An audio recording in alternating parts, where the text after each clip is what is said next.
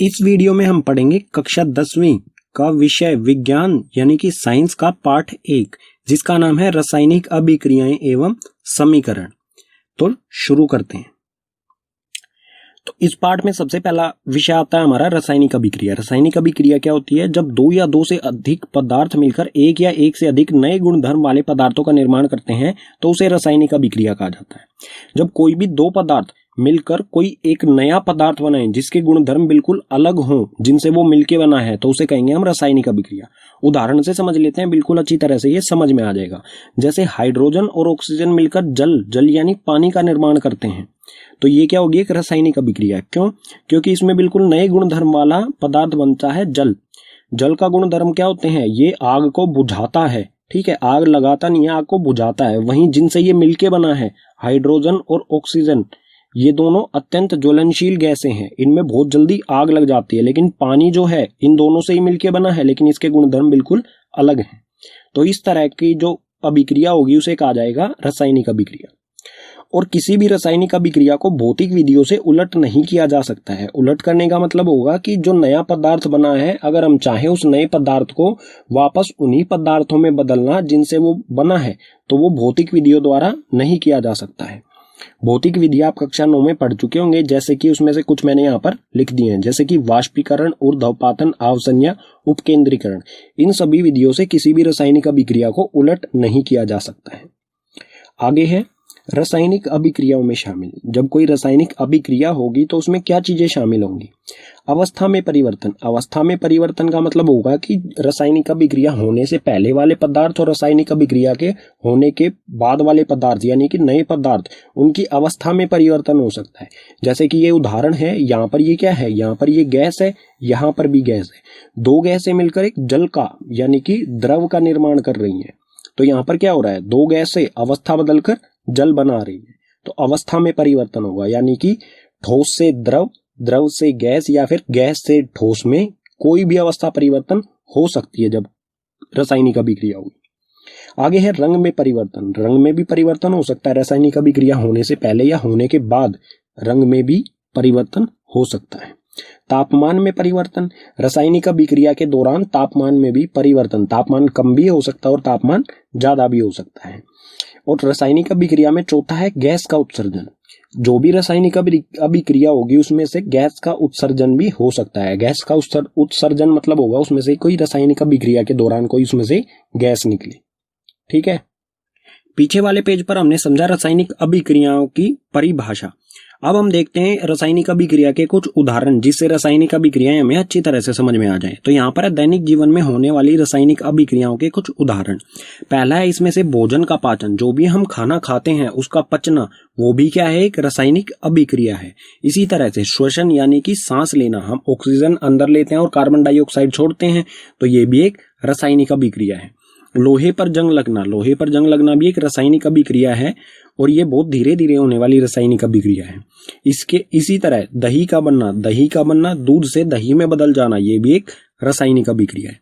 ये तो हो गई हमारे दैनिक जीवन में होने वाली रासायनिक अभिक्रियाएं। अगर इसके अलावा हम बात करें, जैसा कि क्रियाकलाप 1.1 में दिया गया है, मैग्नीशियम रिबन का दहन किया जाता है, तो वो भी एक रासायनिक अभिक्रिया होगी। क्रियाकलाप 1.2 में लेड नाइट्रेट में पोटेशियम आयोडाइड को मिलाया जाता है, वो भी एक रासायनिक अभिक्रिया होगी। इसी तरह से क्रियाकलाप 1.3 में सल्फ्यूरिक अम्ल या फिर हाइड्रोक्लोरिक अम्ल में जिंक की गोलियां डाली जाती हैं, वो भी एक रासायनिक अभिक्रिया होगी। ठीक है, रासायनिक अभिक्रिया में दो महत्वपूर्ण चीजें होती हैं, अभिकारक और उत्पाद। तो ये दोनों क्या होते हैं? पढ़ते हैं। अभिकारक ऐसे पदार्थ जो किसी रासायनिक अभिक्रिया में भाग या फिर हिस्सा लेते हैं, उसे अभिकारक कहा जाएगा। और उत्पाद ऐसे पदार्थ जिनका निर्माण रासायनिक अभिक्रिया में होता है, उसे कहेंगे उत्पादी। उत्पाद यानी कि जो नया पदार्थ बनता है, नए गुणधर्म वाला पदार्थ बनता है, वो होगा उत्पाद। और जिनसे मिलके बनता है उसे कहेंगे हम अभिकारक। ठीक है, उदाहरण की सहायता से इन्हें बिल्कुल अच्छी तरह से समझ लेते हैं, अभिकारक और उत्पाद। उदाहरण ले रखा है हमने यहाँ पर, हाइड्रोजन और ऑक्सीजन मिलकर जल यानी पानी का निर्माण करते हैं। तो यहाँ पर हमें देखना है नया जो पदार्थ है वो कौन सा है। तो नया पदार्थ क्या है? किसका निर्माण हुआ? यहाँ पर जल का, बिल्कुल नए गुणधर्म वाला पदार्थ है जल, तो ये होगा उत्पाद। और जिनसे मिलके बना है वो होंगे अभिकारक। किन किन से मिलके बना है? ये हाइड्रोजन से और ऑक्सीजन से, ये दोनों होंगे अभिकारक। ठीक है, अगला विषय है हमारा रासायनिक समीकरण। रासायनिक समीकरण क्या होता है और इसे किस तरह से लिखा जाता है? तो रासायनिक अभिक्रिया, जो भी रासायनिक अभिक्रिया होती है उसको रासायनिक समीकरण के द्वारा निरूपित किया जाता है, या फिर कह सकते हैं दर्शाया जा सकता है। ठीक है, और रासायनिक समीकरण में, रासायनिक समीकरण के अभिकारक और उत्पादों में, चाहे वो अभिकारक हो चाहे उत्पाद हो, उसमें क्या होता है, पदार्थ के प्रतीकों का इस्तेमाल किया जाता है। जो भी पदार्थ के प्रतीक होंगे उनका इस्तेमाल किया जाता है। पदार्थ के प्रतीकों का मतलब क्या होगा, जैसे अगर ऑक्सीजन है तो उसका प्रतीक क्या होता है, O। नाइट्रोजन है तो उसका प्रतीक होता है N। अगर लोहा है, आयरन जिसे कहते हैं इंग्लिश में, उसका प्रतीक है Fe। तो इन प्रतीकों का इस्तेमाल किया जाएगा, और प्रतीकों को हम सूत्र भी कह सकते हैं। और प्रतीकों के साथ उनकी भौतिक अवस्था को भी दर्शाया जाता है। भौतिक अवस्था यानी कि वो ठोस हैं, द्रव हैं, गैस हैं, या फिर जलीय विलयन है। तो ठोस के लिए हम लिखेंगे S, द्रव के लिए लिखा जाएगा L, लिक्विड होता है। ठीक है, इसे इंग्लिश की फॉर्म में लिखा जाता है। ठोस को कहा जाता है सॉलिड, तो उसके लिए हम लिखेंगे S। द्रव को कहा जाता है लिक्विड, तो L। गैस को गैस ही कहते हैं, तो G। और एक्वस यानी कि जलीय विलयन, ऐसा विलयन जो जल के अंदर बना है, ऐसा, ठीक है, जो जल के अंदर बनता है उसे लिखेंगे हम AQ, यानी एक्वस। इसे इंग्लिश में एक्वस कहा जाता है। तो उदाहरण ले लेते हैं इसका अच्छी तरह से समझने के लिए। उदाहरण ले रहे हैं हम यहाँ पर क्रियाकलाप 1.1 से। मैग्नीशियम रिबन को वायु या फिर कह सकते हैं ऑक्सीजन में दहन कर मैग्नीशियम ऑक्साइड बनाना। क्रियाकलाप 1 में मैग्नीशियम रिबन को दहन किया जाता है वायु की मौजूदगी में। वायु की जगह हम क्या कहेंगे, ऑक्सीजन, क्योंकि यही गैस होती है जो किसी भी दहन का कारण होती है। अगर ऑक्सीजन नहीं होगी तो दहन नहीं होगा। तो उत्तरदायी, दहन के लिए उत्तरदायी गैस होती है ऑक्सीजन, तो वायु की जगह हम कहेंगे ऑक्सीजन। तो यहां पर हमें सबसे पहले पहचानना है अभिकारक क्या है। ठीक है, नया पदार्थ क्या बनता है यहां पर, मैग्नीशियम ऑक्साइड, मतलब ये क्या है, ये है उत्पाद। ठीक है, ये लिख देते हैं यहां पर उत्पाद। जिनसे ये मिलके बना है वो होंगे अभिकारक। तो ये किससे मिलके बना है, मैग्नीशियम से और ऑक्सीजन से, तो ये दोनों क्या होंगे, अभिकारक। ठीक है, तो इसको सूत्र के द्वारा किस तरह से दर्शाया जाता है वो बताने जा रहा हूं मैं। सबसे पहले मैग्नीशियम, मैग्नीशियम का प्रतीक क्या होता है, Mg। ठीक है, और ऑक्सीजन, ऑक्सीजन का प्रतीक क्या होता है, O। O2 लिखेंगे हम यहां पर, क्योंकि ऑक्सीजन के 2 एटम इकट्ठे रहते हैं हमेशा। और जो भी अभिकारक हैं, अगर एक अभिकारक है तो कोई बात नहीं, अगर 2 हैं या 2 से ज्यादा हैं तो सभी के बीच में जमा का निशान लगाएंगे। तो मैग्नीशियम जमा में ऑक्सीजन, ये मैग्नीशियम ये ऑक्सीजन। अभिकारक हमारे हो गए पूरे। अब लगाएंगे एक तीर का निशान। ठीक है, तीर का निशान जो है ये रासायनिक अभिक्रिया को दर्शाता है कि यहां पर इन दोनों में मिलकर रासायनिक अभिक्रिया की और उत्पाद इसके सिर की तरफ होता है। ठीक है, तीर के सिर की तरफ उत्पाद क्या बना, मैग्नीशियम ऑक्साइड। मैग्नीशियम ऑक्साइड का सूत्र होता है MgO। तो ये हो गया हमारा रासायनिक समीकरण। और जो तीर होता है इसकी पूंछ, ये पूंछ है, ये जो पूंछ है इसकी तरफ होते हैं अभिकारक। ठीक है, और इसके सिर की तरफ होते हैं उत्पाद। अगर एक से ज्यादा उत्पाद आता है तो उनके बीच में भी जमा का निशान आएगा, जैसे यहां पर हमने जमा किया है, ऐसे ही अगर एक से ज्यादा उत्पाद आते हैं तो उसमें भी सबके बीच में जमा का निशान आएगा। लेकिन ये जो रासायनिक समीकरण है ये संतुलित नहीं है। संतुलित का मतलब क्या होगा, यहां पर ऑक्सीजन के कितने एटम है, 2, लेकिन यहां पर सिर्फ एक ही है। ठीक है, यहां पर कुछ भी नहीं लिखा हुआ ऑक्सीजन के, तो यहां पर एक ही है। दोनों तरफ बराबर होने चाहिए।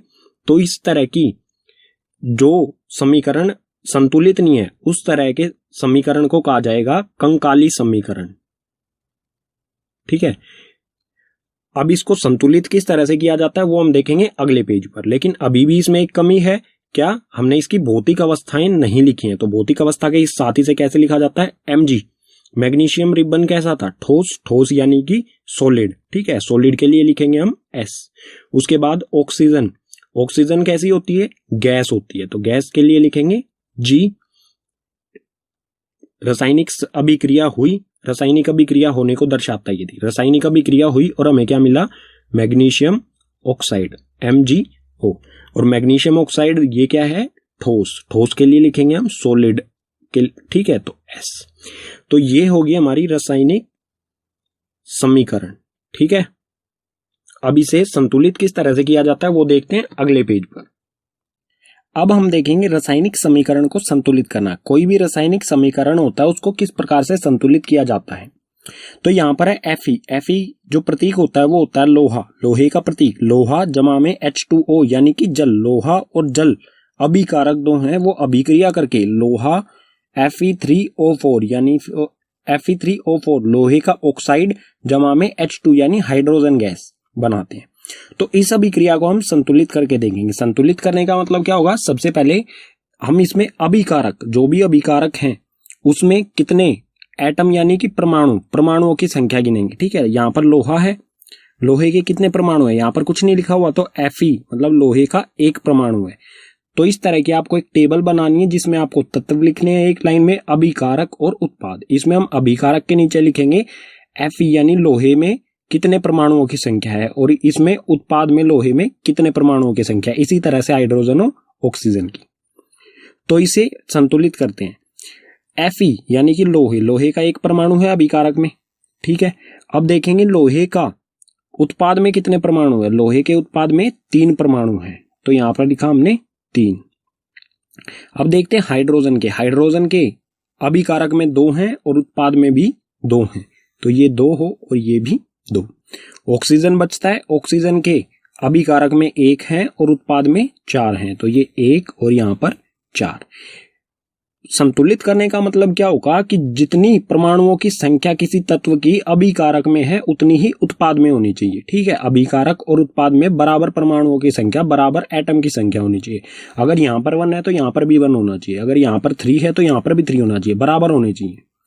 तो इसका संतुलित करने का कोई ऐसा स्पेसिफिक फॉर्मूला या कोई तरीका नहीं है, इसको बस थोड़ा सा अपना दिमाग पर जोर डालना है और यह आसानी से हो जाता है, ठीक है। सबसे पहले हम क्या करेंगे, जो भी हमारे तत्व हैं वो अभिकारक में हो चाहे उत्पाद में हो, उनको एक ब्रैकेट में बंद करेंगे इस तरह से। ब्रैकेट में बंद करने का क्या मतलब होगा कि ब्रैकेट के हम अंदर कोई भी बदलाव नहीं कर सकते हैं। जो भी ये ब्रैकेट के अंदर जो चीज आ गई है उसमें कोई भी बदलाव नहीं कर सकते हैं। और इसमें हम कुछ मल्टीप्लाई कर सकते हैं, मल्टीप्लाई यानी गुणा कर सकते हैं।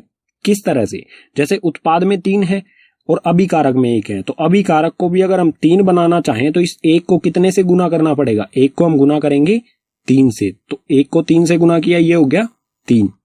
अब ये जो अभिकारक में हमने 3 यहां पर गुना किया है, ये हमें कहां लिखना है, Fe जो लोहा है इसके यहां पर आगे, ठीक है। तो ये यहां पर इसका मतलब क्या है, 3 Fe, 3 हो गए लोहे के परमाणु, यहां पर भी 3 है और यहां पर भी 3, तो Fe मतलब लोहा जो है वो हो गया संतुलित। हाइड्रोजन को देखते हैं, हाइड्रोजन यहां पर 2 है और यहां पर भी 2, हाइड्रोजन पहले से ही संतुलित है, इसे हमें करने की जरूरत नहीं है। अब देखेंगे हम ऑक्सीजन, ऑक्सीजन का अभिकारक में 1 है और उत्पाद में 4 है, तो अभिकारकों में हम कितना गुना करेंगे, 4, 4 से गुना करने पर ये क्या हो जाएगा, 1 गुना में 4, 4। तो अब क्या करोगे आप, हाइड्रोजन मतलब हाइड्रोजन और ऑक्सीजन, ऑक्सीजन के पहले यहां तो आप लिख नहीं सकते बीच में 4, आपको लिखना पड़ेगा 4 यहां पर, और यहां पर 4 लिखने का मतलब क्या होगा, 4 दूनी 8, 8 तो यहां पर हाइड्रोजन के हो जाएंगे और 4 ऑक्सीजन का 1 है, तो 4 एकम 4 ऑक्सीजन के हो जाएंगे 4, ठीक है। मतलब ये 4 जो हमने गुना किया है ये पूरे में हाइड्रोजन और ऑक्सीजन दोनों में गुना हुआ है, तो यहां पर भी ये 4 यहां पर गुना करूंगा मैं, तो हो गए 8।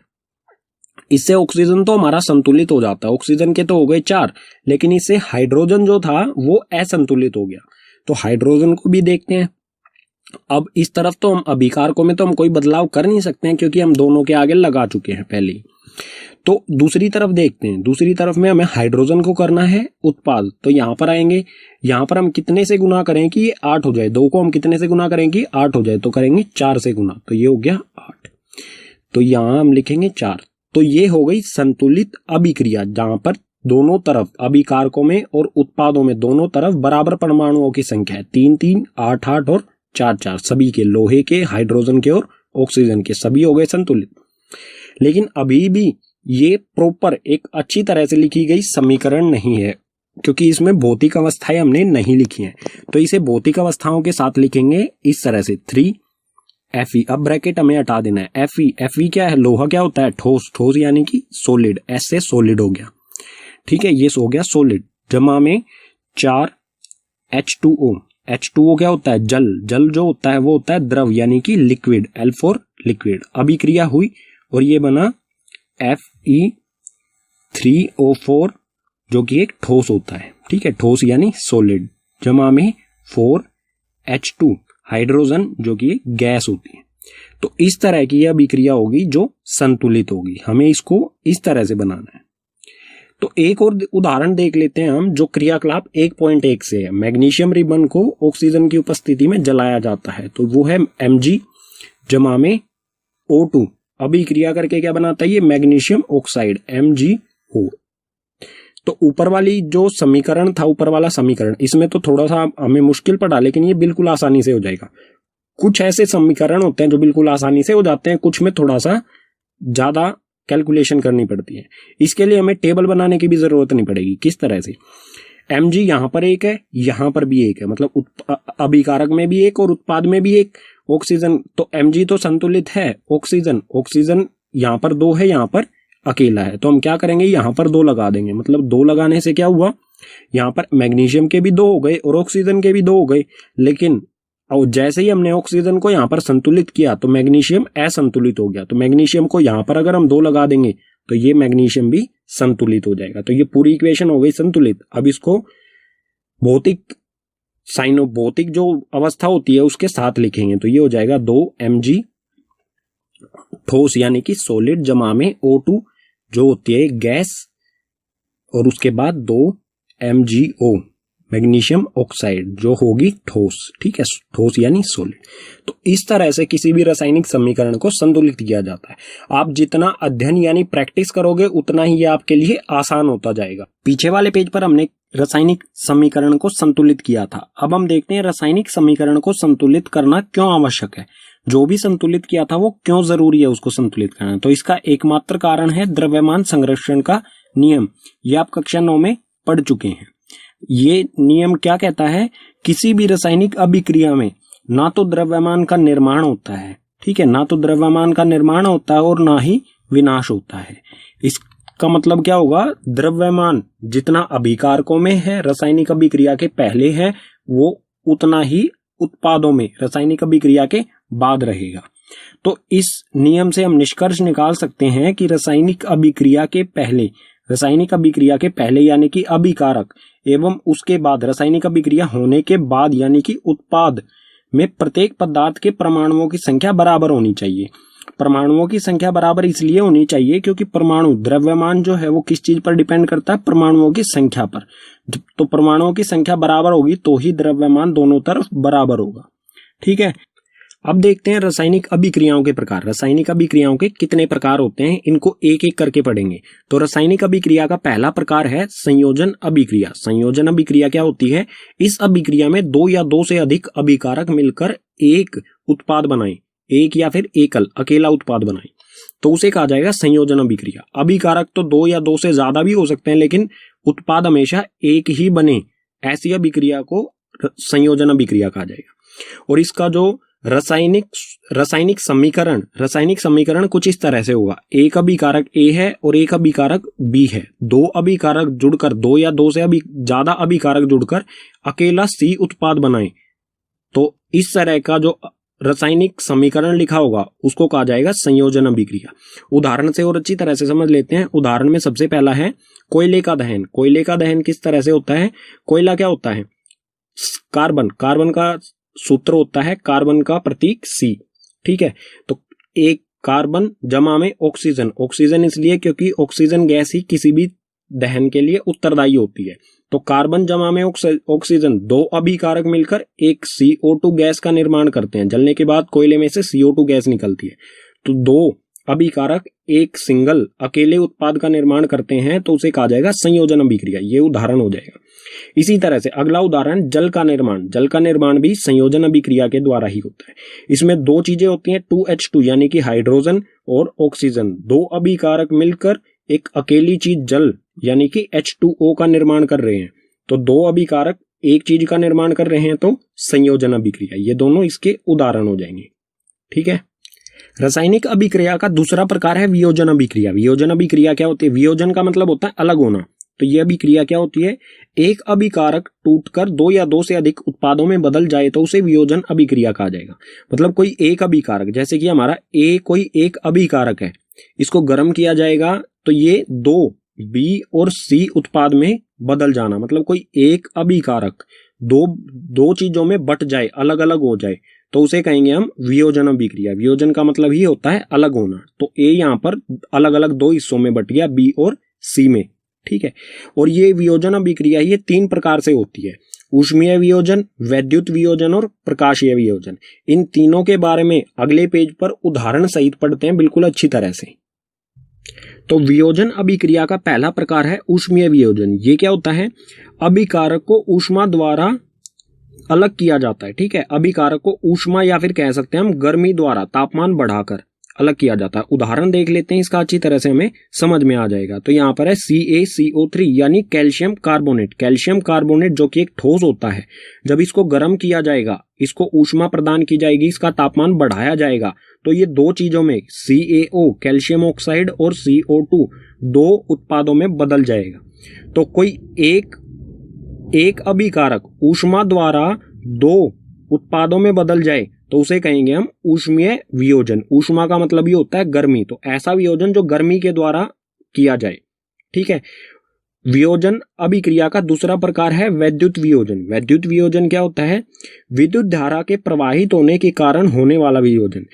तो इसमें विद्युत यानी कि बिजली इसमें से गुजारी जाती है, तो वो दो अलग चीजों में बट जाए तो उसे कहा जाएगा वैद्युत वियोजन। जैसे उदाहरण ले लेते हैं इसका, यहाँ पर हमारे पास है 2H2O यानी कि पानी, ठीक है। जल जो कि एक लिक्विड है, उसमें से जब विद्युत धारा गुजारी जाएगी तो वो दो अलग अलग गैसेज में बदल जाएगा, हाइड्रोजन में और ऑक्सीजन में। तो कोई एक अभिकारक विद्युत धारा उसमें से जब गुजारी जाए, जब दो अलग अलग उत्पादों में बदल जाता है, तो उस तरह के अभिक्रिया को कहा जाएगा वैद्युत वियोजन अभिक्रिया, ठीक है। वियोजन अभिक्रिया का तीसरा प्रकार है प्रकाशीय वियोजन। प्रकाश मतलब रोशनी, ठीक है। तो ये क्या होता है? सूर्य के प्रकाश की उपस्थिति में होने वाला वियोजन। ऐसा वियोजन जो सूर्य के प्रकाश की वजह से होता है, ठीक है। तो इसका भी उदाहरण देखते हैं यहाँ पर 2AgCl यानी कि सिल्वर क्लोराइड। सिल्वर क्लोराइड को जब सूर्य के प्रकाश में रखा जाएगा तो ये दो अलग अलग चीजों में बदल जाएगा, Ag यानी कि सिल्वर और क्लोरीन में, ठीक है।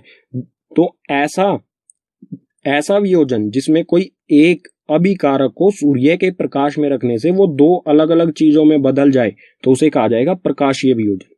और ये जो अभिक्रिया है प्रकाशीय वियोजन की, सिल्वर क्लोराइड को अलग अलग करना, इसका उपयोग किया जाता है श्याम श्वेत फोटोग्राफी यानी ब्लैक एंड व्हाइट फोटोग्राफी में इसका इस्तेमाल किया जाता है। ये महत्वपूर्ण है, कई बार आपसे एग्जाम में पूछी गई है, ठीक है। रासायनिक अभिक्रिया का तीसरा प्रकार है विस्थापन अभिक्रिया। विस्थापन अभिक्रिया क्या होती है? इस अभिक्रिया में अधिक क्रियाशील तत्व कम क्रियाशील तत्व को उसके यौगिक से विस्थापित कर देता है। मतलब कोई ज्यादा क्रियाशील तत्व है, वो कम क्रियाशील तत्व को कम क्रियाशील के यौगिक में से ही उसको विस्थापित कर देता है। उदाहरण से बिल्कुल अच्छी तरह से इसे समझते हैं। तो उदाहरण है यहाँ पर Fe जमा में CuSO4, मतलब Fe होता है लोहा, CuSO4 होता है कॉपर सल्फेट। इसके नीचे मैंने लिख दिए, इनको आप पढ़ सकते हैं। तो आयरन और कॉपर सल्फेट अभिक्रिया करके, ये दोनों अभिकारक अभिक्रिया करके क्या बनाते हैं? FeSO4 लोहे का सल्फेट जमा में कॉपर यहाँ से अलग हो जाता है। तो इस इक्वेशन को आप देखेंगे, इस समीकरण को आप देखेंगे तो यहाँ पर कॉपर सल्फेट का जो यौगिक है, ये अभिक्रिया होने के बाद क्या हो जाता है?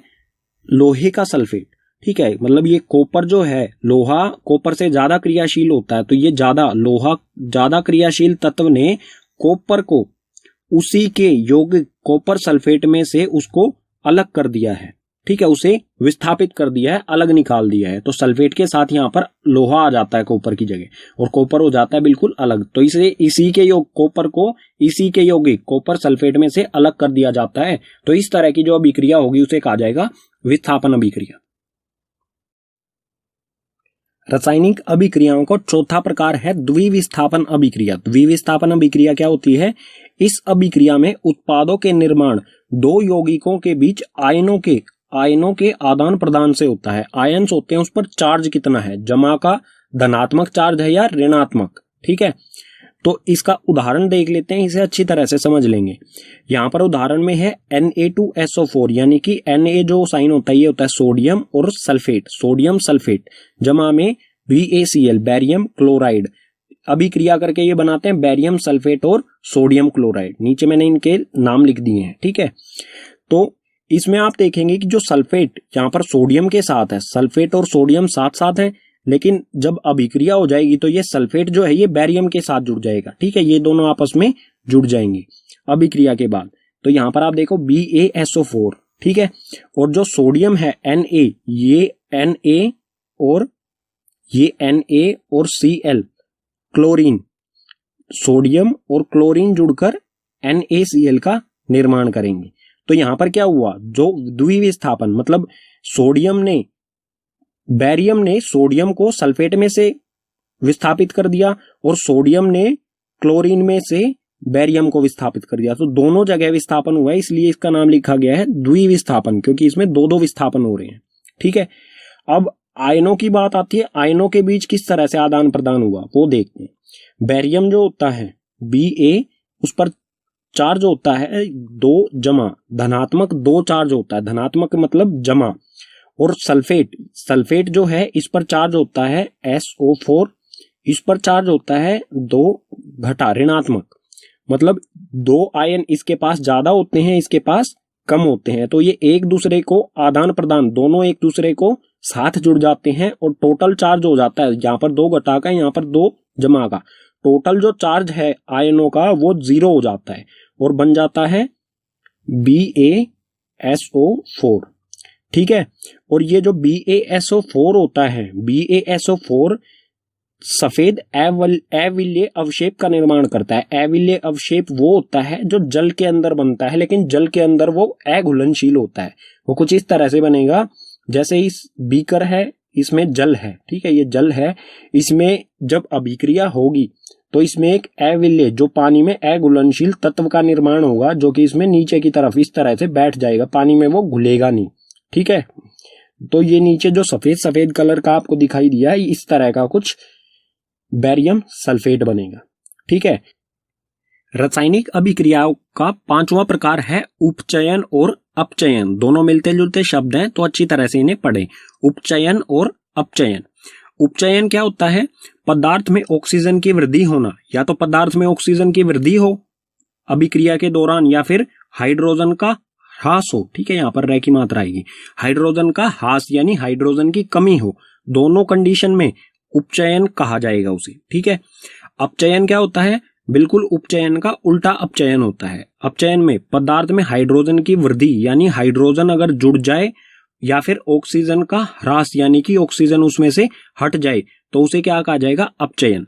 उदाहरण की सहायता से बिल्कुल अच्छी तरह से समझते हैं इसे। यहां पर ये उदाहरण है, कार्बन जमा में, ये है C, कार्बन जमा में ऑक्सीजन, कार्बन और ऑक्सीजन दोनों अभिक्रिया करके कार्बन डाइऑक्साइड CO2 का निर्माण करते हैं।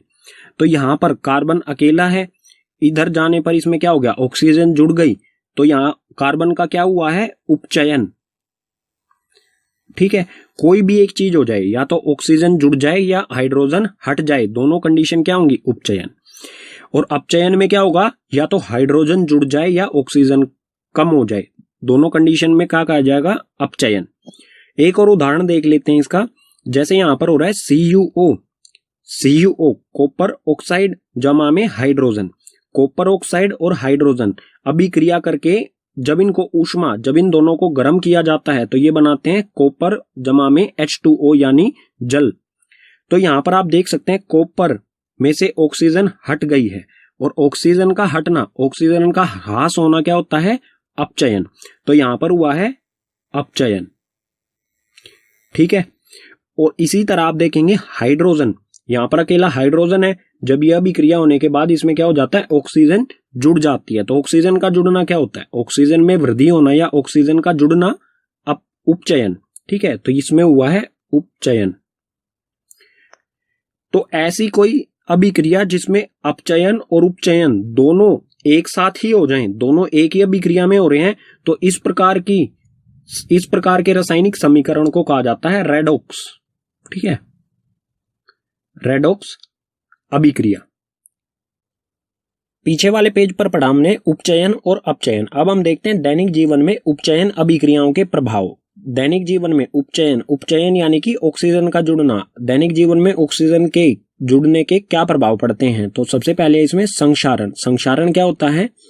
जब कोई धातु आर्द्रता यानी कि नमी वायु, पानी, अम्ल आदि के संपर्क में आता है तो धातु संक्षारित हो जाता है। संक्षारित मतलब कमजोर होने लग जाता है जब इन सब चीजों के आर्द्रता, वायु और पानी, अम्ल आदि के संपर्क में आता है। इसे हम जंग लगना भी कह सकते हैं। उदाहरण देख लेते हैं, अच्छी तरह से हमें समझ में आ जाएगा। जैसे उदाहरण, लोहे पर जंग लगना। लोहा जब होता है वो पानी, इस पर पानी लगता रहे या हवा इससे टकराती रहे तो ये क्या होने, इस पे जंग लगने लगता है। काला लोहा जो होता है उसकी परत पर लाल लाल सा पाउडर बनने लग जाता है जो कि जंग होता है इसमें। ठीक है, तो लोहे पर जंग लगना भी संक्षारण का ही उदाहरण है। इसी तरह चांदी पर काली परत बनना, ये भी एक संक्षारण का ही उदाहरण है।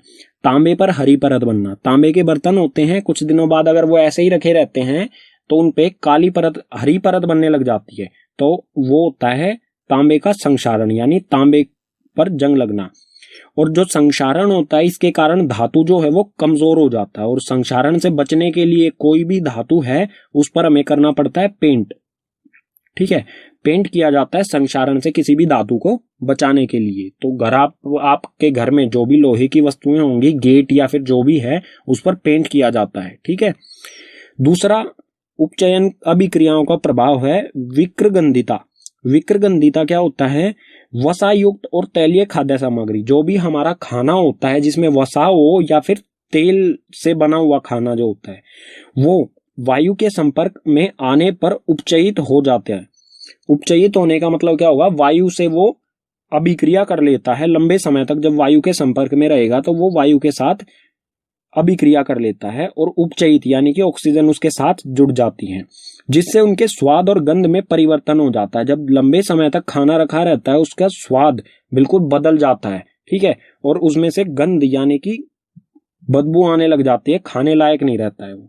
ठीक है, और विक्रगंधिता से बचने के लिए क्या किया जाता है? जैसे चिप्स पैकेट्स आते हैं, चिप्स जो होते हैं तेल में तले हुए होते हैं, तो चिप्स पैकेट्स जो होते हैं उसमें बहुत समय तक वो रहते हैं पैकेट्स में, तो वो उपचयित क्यों नहीं होते हैं? क्योंकि पैकेट्स जो होते हैं, चिप्स के पैकेट्स, उसमें गैस डाली जाती है जिसके कारण वो फूले रहते हैं। उस गैस का नाम है नाइट्रोजन।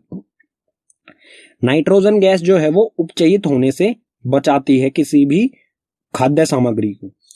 एक तरीका तो है नाइट्रोजन गैस पैकेट्स में हम डाल के उपचयित होने से, विक्रगंधिता होने से हम बचा सकते हैं अपने खाने को। दूसरा तरीका है उसे ठंडा कर देंगे।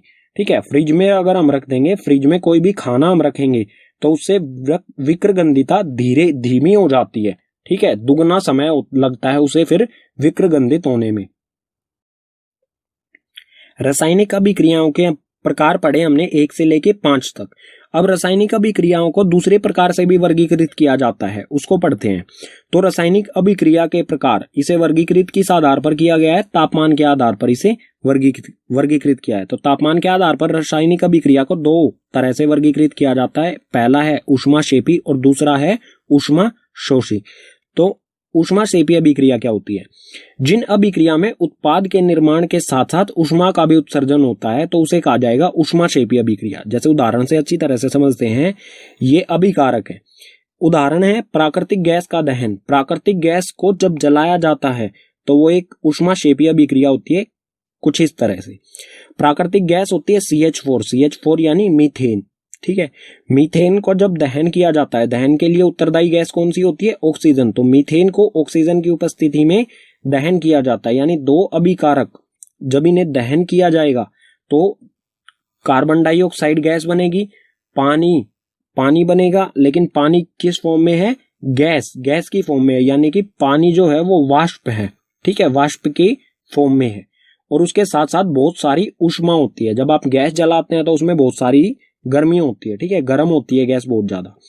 तो इस तरह की अभिक्रिया जिसमें हमें ऊष्मा मिलती है उत्पाद के साथ साथ, 2 उत्पाद हो रहे हैं लेकिन उसके साथ साथ हमें ऊष्मा भी मिल रही है, तो इस प्रकार की अभिक्रिया को कहा जाएगा ऊष्मक्षेपी अभिक्रिया। ऊष्माक्षेपी अभिक्रिया। दूसरा है ऊष्माशोषी अभिक्रिया, ये बिल्कुल ऊष्मक्षेपी का विपरीत है। ऊष्माशोषी अभिक्रिया क्या होती है? जिन अभिक्रियाओं में अभिकारकों को तोड़ने के लिए ऊष्मा, प्रकाश या विद्युत ऊर्जा की आवश्यकता होती है। मतलब क्या होगा, इसमें कोई अभिकारक है हमारा, यहाँ पर मान लेते हैं ए अभिकारक है, इसे तोड़ने के लिए हमें इसमें या तो ऊष्मा, इसको तोड़ने के लिए या तो ऊष्मा, प्रकाश या विद्युत की ऊर्जा इसे देनी होगी। ठीक है, इसमें हमें मिलती है, इसमें हमें देनी पड़ती है ऊष्मा तोड़ने के लिए इसे, तो उसे कहा जाता है ऊष्माशोषी अभिक्रिया। और ऊष्माशोषी अभिक्रिया के उदाहरण हो जाएंगे जो कि वियोजन अभिक्रिया, ऊष्मीय वियोजन अभिक्रिया का उदाहरण था। ठीक है, ऊष्मा, प्रकाश और विद्युत वियोजन, जो तीन प्रकार का वियोजन होता है, वो तीनों उदाहरण इसके भी उदाहरण हो जाएंगे ऊष्माशोषी अभिक्रिया के। ठीक है, तो पाठ हो जाता है कंप्लीट। तो उम्मीद करूंगा कि आपको पाठ के सभी विषय समझ आए होंगे। अगर आपको पाठ के सभी विषय समझ आए हैं तो इस वीडियो को अपने मित्र यानी क्लासमेट के साथ साझा कीजिए, शेयर कीजिए। और अगर कोई भी ऐसा विषय रह गया है जो समझ में नहीं आया है तो उसे कमेंट बॉक्स में कमेंट कीजिए। और वीडियो देखने के लिए धन्यवाद।